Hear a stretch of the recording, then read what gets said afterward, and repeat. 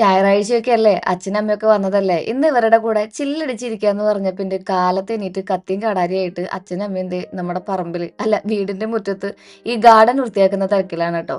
രണ്ടാളും കൂടെ നിമിഷ നേരം കൊണ്ട് പറഞ്ഞ പോലെ ദാ ഇതുപോലെ വൃത്തിയാക്കി എടുത്തിട്ടുണ്ട്.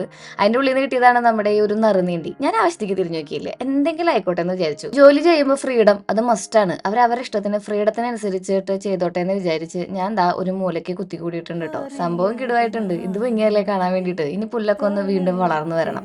ഇനി ചോറും കൂട്ടാനും കൂടി അമ്മേനെ കൊണ്ട് വെപ്പിക്കാന്ന് പറഞ്ഞിട്ടുണ്ടെങ്കിൽ ഇച്ചിരി മോശമല്ലേ.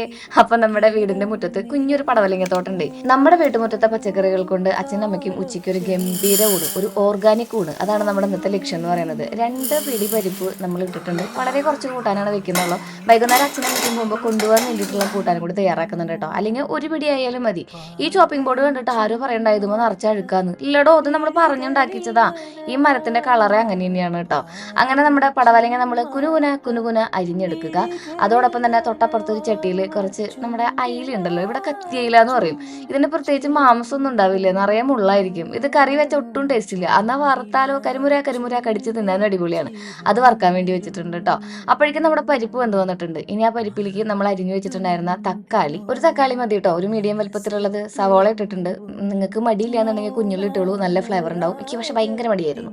പിന്നെ നമ്മൾ അതിൻ്റെ ഉള്ളിലേക്ക് പടവലങ്ങ കുറച്ച് ബാക്കി ഉപ്പേരി വെക്കി എടുത്തിട്ടുണ്ട് കേട്ടോ. മഞ്ഞപ്പൊടിയും ഉപ്പും പിന്നെ 2-3 ഈ ഒരു കിഴക്കമുളകും കൂടെ അരിഞ്ഞിട്ടിട്ടുണ്ട് കേട്ടോ.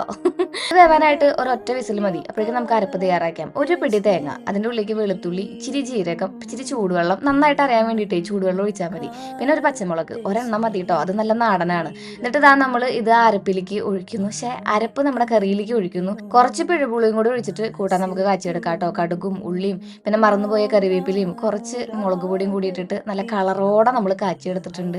അരെ വാ, എന്താന്നേ. അപ്പൊ നമ്മൾ നേരത്തെ മാറ്റി വെച്ചിട്ടുണ്ടായിരുന്ന നമ്മുടെ പടവലത്തിന് കൂട്ടിന് ഇച്ചിരി പയറും കൂടെ കിട്ടിയിട്ടുണ്ട് കേട്ടോ. പയറും പടവലവും ഉപ്പേരി വെച്ച് വെച്ചിട്ടുണ്ടോ? ഐ മീൻ തോരൻ അല്ല, മെഴുക്കുവരട്ടി, വാട്ടവർ. നമ്മുടെ ഇവിടെ എല്ലാം ഉപ്പേരിയാണ്. അപ്പോൾ നമ്മൾ കടുക് പൊട്ടിക്കുന്നു, അതിൻ്റെ ഉള്ളിലേക്ക് കുഞ്ഞുള്ളി ഇട്ട് കൊടുക്കുന്നു, വെളുത്തുള്ളി ഇട്ട് കൊടുക്കുന്നു, നല്ല ആടൻ പച്ചമുളക് ഇട്ട് കൊടുക്കുന്നു. മുളകിന് വേണ്ടത്ര എരിവ് പോരാന്ന് തോന്നിയപ്പോൾ നമ്മുടെ ഈ ഇടിച്ച മുളക് ഇട്ട് കൊടുക്കുന്നു. പിന്നെ നമ്മൾ അരിഞ്ഞു വെച്ചിട്ടുള്ള നമ്മുടെ പടവലങ്ങയും പയറും കൂടി ഇട്ട് കൊടുത്ത് ഉപ്പിട്ടിട്ട് ഒന്നിങ്ങനെ 80% വെന്ത് വരുമ്പോൾ നമുക്ക് ഈ തേങ്ങ ഇട്ട് കൊടുക്കാം. അത് നന്നായി ഒന്ന് ഇളക്കി കൂട്ടി ആ തേങ്ങയിലേക്കും നമ്മുടെ ആ ഉപ്പുമുളകൊക്കെ ഒന്ന് പിടിക്കണ്ടേ, അപ്പോൾ ഒന്ന് അടച്ചു വെക്കാം. പിന്നെ വേപ്പിൻ്റെ ഇല മുന്നേ ഇടാൻ മറന്നായിരുന്നു, അത് ഇപ്പം ഇട്ട് കൊടുത്തിട്ടുണ്ട് കേട്ടോ. ഇന്ന് വേപ്പിൻ്റെ ഇല മൊത്തത്തിൽ അങ്ങ് മറന്നുപോയായിരുന്നു. ഇതൊക്കെയാണ് നമ്മുടെ ഇന്ന് ഉച്ചക്കത്തെ വിഭവം എന്ന് പറയുന്നത്. നമ്മുടെ അടിപൊളി തോരൻ, പരിപ്പ് കറി, പരിപ്പും പടവലങ്ങയും കറി, മീൻ വറുത്തത്, പിന്നെ നാരങ്ങ അച്ചാർ.